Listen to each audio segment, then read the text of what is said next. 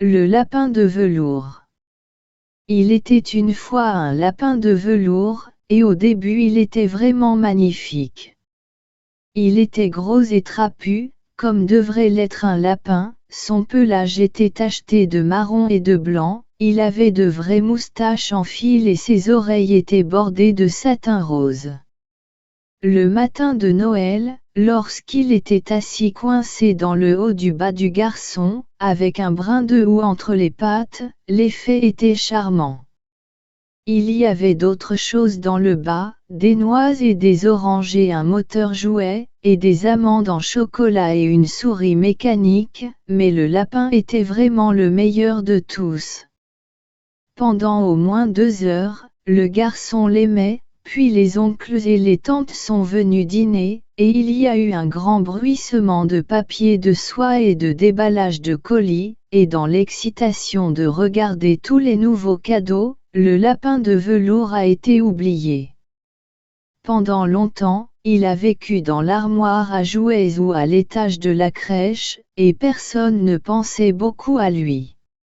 Il était naturellement timide, n'étant fait que de velours, certains des jouets les plus chers le snobaient.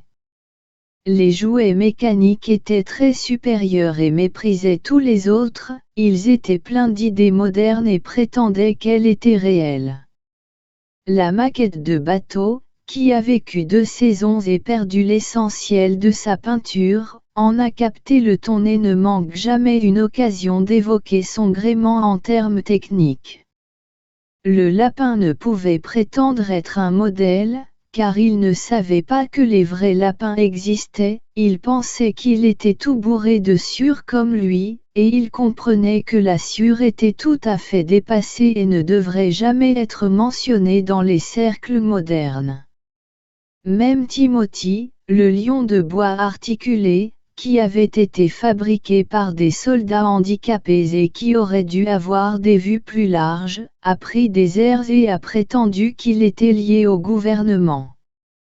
Entre tout, le pauvre petit lapin se sentait très insignifiant et banal, et la seule personne qui était un peu gentille avec lui était le Skinhorse. Le Skinhorse avait vécu plus longtemps dans la pouponnière que tous les autres. Il était si vieux que son pelage brun était chauve par endroits et montrait les coutures en dessous, et la plupart des poils de sa queue avaient été arrachés pour enfiler des colliers de perles. Il était sage, car il avait vu une longue succession de jouets mécaniques arriver pour se vanter, et peu à peu briser leurs ressorts et disparaître, et il savait qu'ils n'étaient que des jouets et ne se transformeraient jamais en autre chose. Car la magie des crèches est très étrange et merveilleuse, et seuls les jouets anciens, sages et expérimentés comme le Skinhorse la comprennent. Qu'est-ce qui est réel ? Demanda un jour le lapin, alors qu'il était couché côte à côte près de la défense de la chambre d'enfant, avant que Nana ne vienne ranger la chambre. Est-ce que ça veut dire avoir des choses qui bourdonnent en toi et une poignée qui dépasse ? Le réel n'est pas comme ça qu'on est fait, a déclaré le Skinhorse. C'est une chose qui vous arrive. Lorsqu'un enfant vous aime depuis très, très longtemps, pas seulement pour jouer avec lui, mais qu'il vous aime vraiment, alors vous devenez réel. Est-ce que ça fait mal ? Demanda le lapin. Parfois, dit le Skinhorse, car il était toujours honnête. Quand tu es réel, ça ne te dérange pas d'être blessé. Est-ce que cela se produit d'un seul coup, comme si on était liquidé, a-t-il demandé, ou petit à petit ? Cela n'arrive pas d'un seul coup, a déclaré le Skinhorse. Vous devenez. Cela prend beaucoup de temps. C'est pourquoi cela n'arrive pas souvent aux personnes qui se cassent facilement, ou qui ont des arêtes vives, ou qui doivent être soigneusement entretenues. Généralement, au moment où vous devenez réel, la plupart de vos cheveux a été émé et vos yeux tombent et vous devenez lâche dans les articulations et très minable. Mais ces choses n'ont pas d'importance du tout, parce qu'une fois que vous êtes réel, vous ne pouvez pas être laid, sauf envers les gens qui ne comprennent pas. Je suppose que tu es réel, dit le lapin. Et puis il aurait aimé ne pas l'avoir dit, car il pensait que le Skynorth pourrait être sensible. Mais le Skynorth ne faisait que sourire. L'oncle du garçon m'a rendu réel, a-t-il déclaré. C'était il y a de nombreuses années, mais une fois que vous êtes réel, vous ne pouvez plus redevenir irréel. Cela dure pour toujours. Le lapin soupira. Il pensait qu'il faudrait beaucoup de temps avant que cette magie appelée réelle ne lui arrive. Il avait envie de devenir réel, de savoir ce que cela faisait, et pourtant l'idée de devenir minable et de perdre ses yeux et ses moustaches était plutôt triste. Il aurait souhaité pouvoir le devenir sans que ces choses inconfortables ne lui arrivent. Il y avait une personne appelée Nana qui dirigeait la crèche. Parfois, elle ne faisait pas attention aux jouets qui traînaient, et parfois, sans aucune raison, elle se précipitait comme un grand vent et les emportait dans les armoires. Elle appelait cela « ranger », et tous les jouets détestaient ça, surtout ceux en fer blanc. Cela ne dérangeait pas vraiment le lapin, car partout où il était lancé, il tombait doucement. Un soir, alors que le garçon allait se coucher, il ne trouva pas le chien de porcelaine qui dormait toujours avec lui. Nana était pressée et c'était trop compliqué de chasser les chiens de porcelaine à l'heure du coucher, alors elle regarda simplement autour d'elle et voyant que la porte de l'armoire à jouets était debout. Ouverte, elle a fait un piquet. « Tiens, dit-elle, prends ton vieux lapin. Il fera l'affaire pour coucher avec toi. » Et elle tira le lapin par une oreille et le mit dans les bras du garçon. Cette nuit-là, et pendant de nombreuses nuits par la suite, le lapin de velours dormit dans le lit du garçon. Au début, il trouva cela plutôt inconfortable, car le garçon le serrait très fort, et parfois il se retournait sur lui, et parfois il le poussait si loin sous l'oreiller que le lapin pouvait à peine respirer. Et ces longues heures au clair de lune dans la crèche, quand toute la maison était silencieuse, et ses conversations avec le Skynorth lui manquaient aussi. Mais très vite, il commença à aimer cela, car le garçon lui parlait et lui faisait de jolis tunnels sous les draps qui, selon lui, ressemblaient aux terriers dans lesquels vivaient les vrais lapins. Et ils faisaient ensemble de magnifiques jeux, à voix basse, quand Nana était partie souper et avait laissé la veilleuse allumée sur la cheminée. Et quand le garçon s'endormait, le lapin se blottissait sous son petit menton chaud et rêvait, avec les mains du garçon serrées autour de lui toute la nuit. Et ainsi le temps passa, et le petit lapin était très heureux, si heureux qu'il ne remarqua jamais à quel point sa belle fourrure de velours devenait de plus en plus usée, et sa queue se détachait, et tout le rose effaçait son nez là où le garçon l'avait embrassé.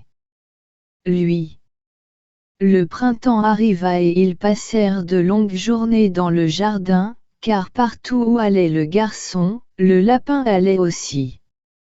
Ils faisaient des promenades en brouette, des pique-niques sur l'herbe et de jolies cabanes de fées construites pour lui sous les framboisiers derrière la bordure fleurie. Et un jour, alors que le garçon fut soudainement appelé pour aller prendre le thé, le lapin resta dehors sur la pelouse longtemps après le crépuscule, et Nana dut venir le chercher avec la bougie parce que le garçon ne pouvait pas dormir. À moins qu'il soit là. Il était trempé de rosée et tout heureux à force de plonger dans les terriers que le garçon lui avait creusés dans le parterre de fleurs, et Nana grommelait en l'essuyant avec un coin de son tablier. Tu dois avoir ton vieux Bunny, dit-elle. Envie de tout ce tapage pour un jouet. Le garçon s'assit sur le lit et tendit les mains. Donnez-moi mon lapin, il a dit. Tu ne dois pas dire ça. Ce n'est pas un jouet. Il est réel. Quand le petit lapin entendit cela, il fut heureux, car il savait que ce que le Skinner avait dit était enfin vrai. La magie de la crèche lui était arrivée et il n'était plus un jouet. Il était réel. Le garçon lui-même l'avait dit. Cette nuit-là, il était presque trop heureux pour dormir, et tant d'amour remua dans son petit cœur de sûr qu'il faillit éclater. Et dans ses yeux boutonnés, qui avaient depuis longtemps perdu leur éclat, il y avait un regard de sagesse et de beauté, de sorte que même Nana le remarqua le lendemain matin lorsqu'elle le releva et dit « Je déclare que si ce vieux lapin n'a pas je n'ai pas une expression vraiment complice. » Ce fut un été merveilleux. Près de la maison où ils habitaient, il y avait un bois et, pendant les longues soirées de juin, le garçon aimait y aller après le thé pour jouer. Il emmenait le lapin de velours avec lui, et avant de partir cueillir des fleurs ou jouer aux brigands parmi les arbres, il faisait toujours au lapin un petit nid quelque part parmi les fougères, où il serait tout à fait à l'aise, car c'était un petit garçon au grand cœur et il aimait que Bunny soit à l'aise. Un soir, alors que le lapin était étendu là seul, observant les fourmis qui couraient entre ses pattes de velours dans l'herbe, il aperçut deux êtres étranges sortir des hautes fougères près de lui. C'étaient des lapins comme lui, mais tout à fait poilus et tout neufs. Ils devaient être très bien faits, car leur couture ne se voyait pas du tout, et ils changeaient de forme d'une manière étrange lorsqu'ils bougeaient. Une minute, ils étaient longs et minces et la minute suivante, gros et trapus, au lieu de toujours rester les mêmes comme lui. Leurs pieds touchaient doucement le sol, et ils se glissaient tout près de lui en remuant le nez, tandis que le lapin regardait attentivement pour voir de quel côté le mécanisme dépassait, car il savait que les gens qui sautent ont généralement de quoi les remonter. Mais il ne pouvait pas le voir. Il s'agissait évidemment d'une toute nouvelle espèce de lapin. Ils le regardèrent, et le petit lapin leur rendit leur regard.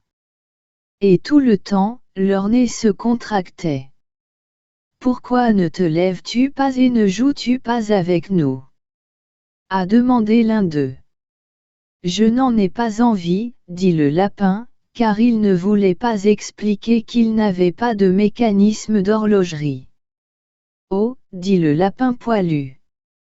C'est aussi simple que n'importe quoi. Et il fit un grand saut de côté et se mit sur ses pattes arrière. Je ne crois pas que tu puisses le faire, il a dit. Je peux, dit le petit lapin. Je peux sauter plus haut que tout. Il voulait dire quand le garçon l'avait jeté, mais bien sûr, il ne voulait pas le dire. Pouvez-vous sauter sur vos pattes arrière? Demanda le lapin poilu. C'était une question épouvantable, car le lapin de velours n'avait pas de pattes arrière du tout. Son dos s'était fait d'une seule pièce, comme une pelote à épingles. Il restait assis dans les fougères et espérait que les autres lapins ne le remarqueraient pas. Je ne veux pas, dit-il encore.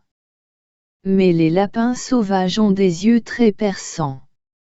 Et celui-ci tendit le cou et regarda. Il n'a pas de pattes arrière, a-t-il appelé. Envie d'un lapin sans pattes arrière. Et il se mit à rire. J'ai, s'écria le petit lapin. J'ai des pattes arrière. Je suis assis dessus. Alors étends-les et montre-moi, comme ça, dit le lapin sauvage. et il se mit à tournoyer et à danser, jusqu'à ce que le petit lapin ait le vertige. « Je n'aime pas danser, dit-il. Je préfère rester assis. » Mais pendant tout ce temps, il avait envie de danser, car une drôle de nouvelle sensation de chatouillement le traversait, et il sentait qu'il donnerait tout au monde pour pouvoir sauter comme ces lapins.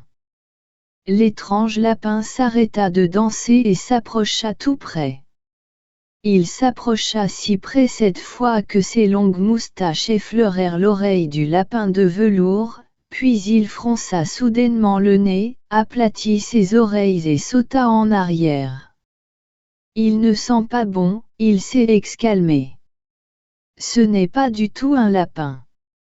Il n'est pas réel. » « Je suis réel, dit le petit lapin, je suis réel. » Le garçon l'a dit. Et il a failli se mettre à pleurer. À ce moment-là, il y eut un bruit de pas, et le garçon passa en courant près d'eux, et avec un battement de pieds et un éclair de queue blanche, les deux étranges lapins disparurent. « Reviens jouer avec moi, appelait le petit lapin. Oh, je suis revenu.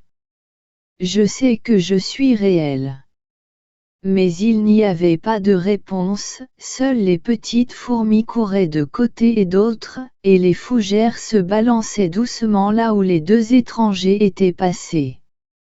Le lapin de velours était tout seul. Oh cher, il pensait. Pourquoi se sont-ils enfuis comme ça? Pourquoi n'ont-ils pas pu s'arrêter et me parler? Pendant un long moment, il resta immobile, observant les fougères et espérant qu'elles reviendraient. Mais ils ne revinrent jamais, et bientôt le soleil baissa et les petits papillons blancs s'envolèrent, et le garçon vint et le ramena chez lui. Les semaines passèrent et le petit lapin devint très vieux et minable, mais le garçon l'aimait tout autant. Il l'aimait si fort qu'il aimait lui enlever toutes ses moustaches, et la doublure rose de ses oreilles devenait grise et ses taches brunes s'estompaient.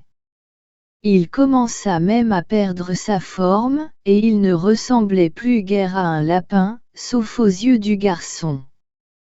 Pour lui, il avait toujours été beau, et c'était tout ce qui importait au petit lapin. La façon dont il ressemblait aux autres ne le dérangeait pas, parce que la magie de la crèche l'avait rendu réel, et quand vous êtes réel, la misère n'a pas d'importance. Et puis, un jour, le garçon tomba malade. Son visage devint très rouge et il parlait dans son sommeil, et son petit corps était si chaud qu'il brûlait le lapin quand il le tenait contre lui. Des gens étranges allaient et venaient dans la chambre d'enfant, et une lumière brillait toute la nuit, et à travers tout cela, le petit lapin de velours restait là, caché sous les couvertures, et il ne bougeait jamais, car il avait peur que s'il le trouvait, quelqu'un pourrait l'emmener, et il savait que le garçon avait besoin de lui. Ce fut une longue période de fatigue, car le garçon était trop malade pour jouer, et le petit lapin trouvait cela plutôt ennuyeux de ne rien faire de la journée. Mais il se blottit patiemment et attendait avec impatience le moment où le garçon irait mieux, et il sortirait dans le jardin parmi les fleurs et les papillons et jouerait à de magnifiques jeux dans le fourré de framboisiers, comme il le faisait autrefois. Il préparait toutes sortes de choses délicieuses, et tandis que le garçon dormait à moitié, il se glissa près de l'oreiller et les lui murmura à l'oreille. Et bientôt la fièvre tourna et le garçon alla mieux. Il était capable de s'asseoir dans son lit et de regarder des livres d'images, tandis que le petit lapin se blottissait contre lui. Et un jour, ils l'ont laissé se lever et s'habiller. C'était une matinée claire et ensoleillée et les fenêtres étaient grandes ouvertes. Ils avaient porté le garçon sur le balcon, enveloppé dans un châle, et le petit lapin restait emmêlé parmi les draps, réfléchissant. Le garçon allait demain au bord de la mer. Tout était arrangé, il ne restait plus qu'à exécuter les ordres du médecin. Il parlait de tout cela, pendant que le petit lapin, allongé sous les draps, la tête dehors, écoutait. La pièce devait être désinfectée et tous les livres et jouets avec lesquels le garçon avait joué au lit devaient être brûlés. Hurrah, pensa le petit lapin. Demain, nous irons au bord de la mer. Car le garçon avait souvent parlé du bord de mer, et il avait très envie de voir les grosses vagues arriver, les petits crabes et les châteaux de sable. À ce moment-là, Nana l'aperçut. Et son vieux Bunny, elle a demandé. Que, dit le docteur. Eh bien, c'est un amas de germes de scarlatine. Brûlez-le tout de suite. Quoi? C'est absurde. Donnez-lui un nouveau. Il ne faut plus qu'il ait ça. Le petit lapin fut donc mis dans un sac avec les vieux livres d'images et beaucoup de détritus, et emmené jusqu'au fond du jardin, derrière le poulailler. C'était un bel endroit pour faire un feu de joie, sauf que le jardinier était trop occupé à ce moment-là pour s'en occuper. Il avait les pommes de terre à déterrer et les petits pois à cueillir, mais le lendemain matin, il promit de venir assez tôté de tout brûler. Cette nuit-là, le garçon dormit dans un endroit différent chambre, et il avait un nouveau lapin avec qui coucher. C'était un magnifique lapin, tout en peluche blanche, avec de vrais yeux de verre, mais le garçon était trop excité pour s'en soucier beaucoup. Car demain, il allait à la mer, et c'était en soi une chose si merveilleuse qu'il ne pouvait penser à rien d'autre. Et tandis que le garçon dormait, rêvant du bord de mer, le petit lapin gisait parmi les vieux livres d'images dans le coin derrière le poulailler, et il se sentait très seul. Le sac n'était pas attaché, en se tortillant un peu, il put passer la tête par l'ouverture et regarder dehors. Il frissonnait un peu, car il avait toujours été habitué à dormir dans un lit convenable, et à ce moment-là, son manteau était si fin et si usé à cause des câlins qu'il ne le protégeait plus. À proximité, il pouvait voir le bosquet de framboisiers, haut et serré comme une jungle tropicale, à l'ombre de laquelle il avait joué avec le garçon les matins d'antan. Il pensait à ces longues heures de soleil dans le jardin, comme ils étaient heureux, et une grande tristesse l'envahissait. Il lui semblait les voir toutes passer devant lui, toutes plus belles les unes que les autres, les cabanes de fées dans le parterre de fleurs, les soirées tranquilles dans le bois quand il se couchait dans les fougères et que les petites fourmis lui couraient sur les pattes, le merveilleux jour où il a su pour la première fois qu'il était réel. Il pensa au Skin Horse, si sage et si doux, et à tout ce qu'il lui avait raconté. À quoi servait-il d'être aimé, de perdre sa beauté et de devenir réel si tout se terminait ainsi? Et une larme, une vraie larme, coula sur son petit nez de velours miteux et tomba par terre. Et puis une chose étrange s'est produite. Car là où la larme était tombée, une fleur sortit de terre, une fleur mystérieuse, qui ne ressemblait en rien à celle qui poussait dans le jardin. Il avait de fines feuilles vertes couleur émeraude et au centre des feuilles une fleur semblable à une coupe dorée. C'était si beau que le petit lapin a oublié de pleurer et est resté là à le regarder. Et bientôt la fleur s'ouvrit, et une fée en sortit. Elle était la plus belle fée du monde entier. Sa robe était de perles et de gouttes de rosée, et il y avait des fleurs autour de son cou et dans ses cheveux, et son visage était comme la fleur la plus parfaite de toutes. Et elle s'approcha du petit lapin, le prit dans ses bras et l'embrassa sur son nez de velours tout humide de pleurs. « Petit lapin, dit-elle, tu ne sais pas qui je suis. » Le lapin leva les yeux vers elle, et il lui sembla qu'il avait déjà vu son visage, mais il ne savait pas où. « Je suis la fée magique de la crèche, dit-elle. Je m'occupe de tous les jouets que les enfants ont adorés. Quand ils sont vieux et usés et que les enfants n'en ont plus besoin, je viens les emmener avec moi et je les transforme en réels. » « N'étais-je pas réel avant ?» demanda le petit lapin. « Tu étais réel pour le garçon, dit la fée, parce qu'il t'aimait. Maintenant tu seras réel pour tout le monde. » Et elle serra le petit lapin dans ses bras et s'envola avec lui dans le bois. Il faisait jour maintenant, car la lune s'était levée. Toute la forêt était belle et les frondes des fougères brillaient comme de l'argent dépoli. Dans la clairière entre les troncs d'arbres, les lapins sauvages dansaient avec leurs ombres sur l'herbe de velours, mais quand ils aperçurent la fée, ils arrêtèrent tous de danser et se mirent en rond pour la regarder. « Je t'ai amené un nouveau camarade de jeu, dit la fée. Vous devez être très gentil avec lui et lui apprendre tout ce qu'il a besoin de savoir au pays des lapins, car il va vivre avec vous pour toujours et à jamais. » Et elle embrassa encore le petit lapin et le déposa sur l'herbe. « Courez et joue, petit lapin, dit-elle. » Mais le petit lapin resta assis un moment sans bouger et ne bougea jamais. Car quand il a vu tous les lapins sauvages danser autour de lui, il s'est soudainement souvenu de ses pattes arrière, et il ne voulait pas qu'ils voient qu'il était fait d'un seul morceau. Il ne savait pas que lorsque la fée l'avait embrassé la dernière fois, elle l'avait complètement changé.